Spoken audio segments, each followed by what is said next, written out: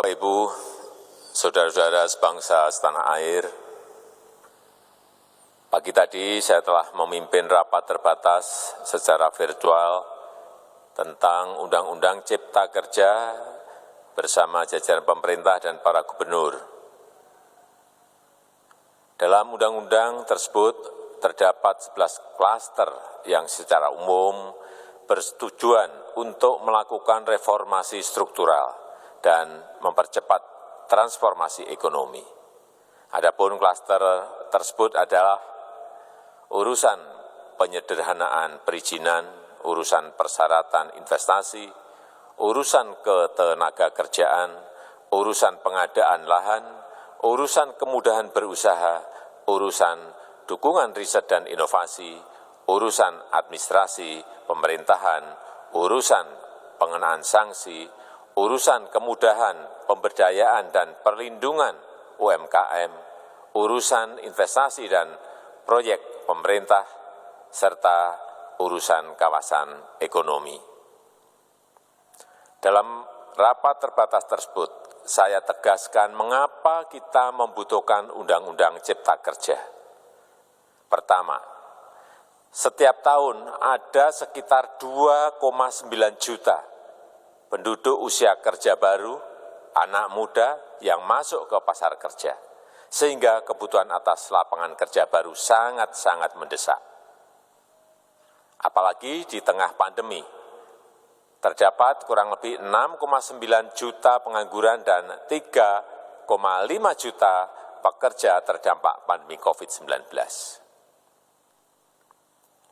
Dan sebanyak 87% dari total penduduk bekerja memiliki tingkat pendidikan setingkat SMA ke bawah, di mana 39% berpendidikan sekolah dasar, sehingga perlu mendorong penciptaan lapangan kerja baru, khususnya di sektor padat karya.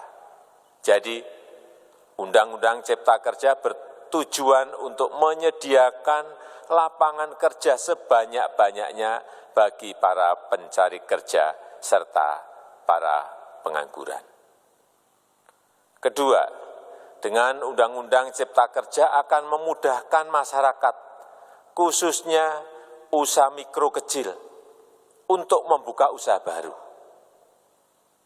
Regulasi yang tumpang tindih dan prosedur yang rumit dipangkas. Perizinan usaha untuk usaha mikro kecil UMK tidak diperlukan lagi, hanya pendaftaran saja. Sangat simpel. Pembentukan PT atau perseroan terbatas juga dipermudah. Tidak ada lagi pembatasan modal minimum. Pembentukan koperasi juga dipermudah. Jumlahnya hanya 9 orang saja. Koperasi sudah bisa dibentuk. Kita harapkan akan semakin banyak koperasi-koperasi di tanah air.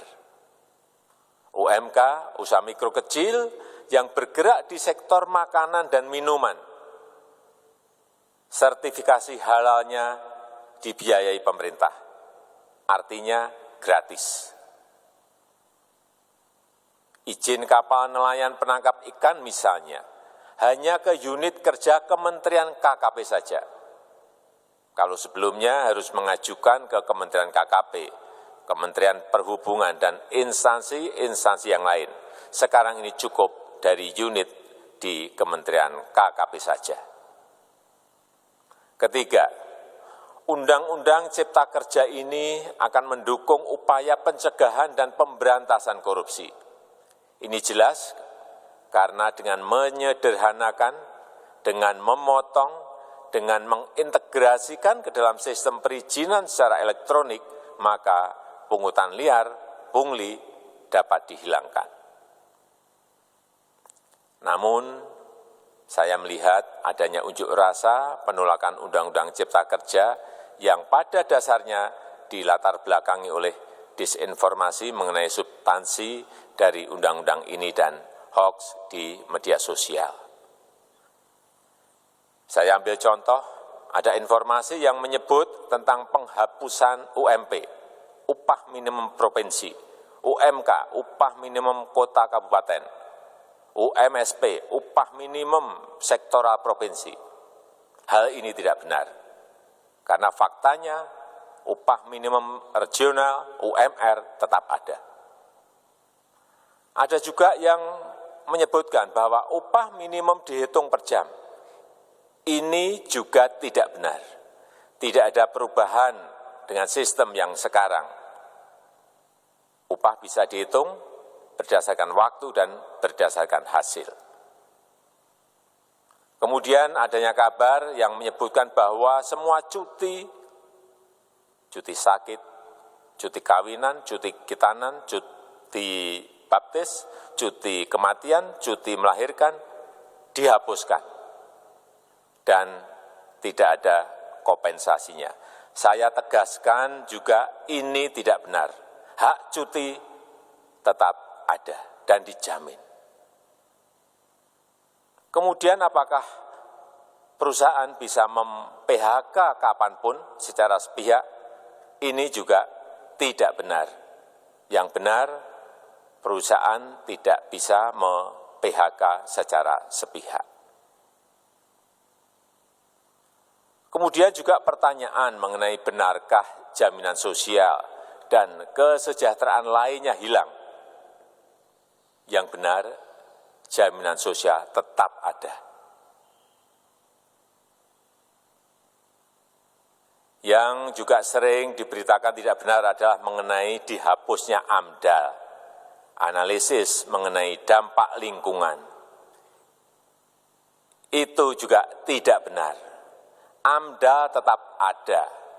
Bagi industri besar harus studi AMDAL yang ketat. Tetapi bagi UMKM lebih ditekankan pada pendampingan dan pengawasan. Ada juga berita mengenai Undang-Undang Cipta Kerja ini mendorong komersialisasi pendidikan. Ini juga tidak benar. Karena yang diatur hanyalah pendidikan formal di kawasan ekonomi khusus, di KEK. Sedangkan perizinan pendidikan tidak diatur di dalam Undang-Undang Cipta Kerja ini. Apalagi perizinan untuk pendidikan di pondok pesantren. Itu tidak diatur sama sekali dalam Undang-Undang Cipta Kerja ini. Dan aturannya yang selama ini ada tetap berlaku. Kemudian diberitakan bahwa keberadaan bank tanah. Bank tanah ini diperlukan untuk menjamin kepentingan umum, kepentingan sosial, kepentingan pembangunan nasional, pemerataan ekonomi, dan konsolidasi lahan serta reforma agraria. Ini sangat penting untuk menjamin akses masyarakat terhadap kepemilikan tanah, kepemilikan lahan. Dan kita selama ini tidak memiliki bank tanah. Saya tegaskan juga bahwa Undang-Undang Cipta Kerja ini tidak melakukan resentralisasi kewenangan dari pemerintah daerah ke pemerintah pusat. Tidak ada. Perizinan berusaha dan pengawasannya tetap dilakukan oleh pemerintah daerah sesuai dengan NSPK, norma, standar, prosedur, dan kriteria yang ditetapkan pemerintah pusat. Ini agar dapat tercipta standar pelayanan yang baik di seluruh daerah. Dan penetapan NSPK ini dapat nanti akan diatur di dalam PP atau peraturan pemerintah. Selain itu, kewenangan perizinan untuk non-perizinan berusaha tetap ada di Pemda, sehingga tidak ada perubahan. Bahkan kita melakukan penyederhanaan, melakukan standarisasi jenis dan prosedur berusaha di daerah. Dan perizinan berusaha di daerah diberikan batas waktu. Ini yang penting di sini. Jadi ada service level of agreement. Permohonan perizinan dianggap disetujui bila batas waktu telah terlewati. Saya perlu tegaskan pula bahwa Undang-Undang Cipta Kerja ini memerlukan banyak sekali peraturan pemerintah atau PP dan peraturan presiden atau Perpres. Jadi setelah ini akan muncul PP dan Perpres yang akan kita selesaikan paling lambat 3 bulan setelah diundangkan. Kita pemerintah membuka dan mengundang masukan-masukan dari masyarakat dan masih terbuka usulan-usulan dan masukan dari daerah-daerah. Pemerintah berkeyakinan melalui Undang-Undang Cipta Kerja ini jutaan pekerja dapat memperbaiki kehidupannya dan juga penghidupan bagi keluarga mereka. Dan kalau masih ada, jika masih ada ketidakpuasan